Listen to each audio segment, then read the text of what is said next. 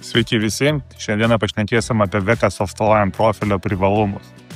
Yra 3 pagrindiniai privalumai, tai pradėkime nuo pirmo, tai vienintelis profilis, kuris negaminamas iš reciklato, tai yra perdirbto profilio, o jo gamyboje naudojamas plastikas vientisas, tai yra polivinilchloridas, tai jokių priemaišų perdirbto plastiko šiam profiliui nėra.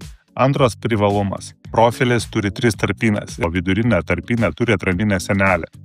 Ko dėka šis profilis, tai yra varčia, labiau smarkiau prisispaudžia prie rėmo, kadangi šita atraminė sienelė prilaiko vidurinę tarpinę, kuris smarkiau priglunda prie varčios. O tai reiškia, kad dar didesnis sandarumas šitų langų. Ir trečias privalumas tai, kad profilis pilnai atitinka A klasę, nes patys profiliai irgi skirstomi į klases A ir B.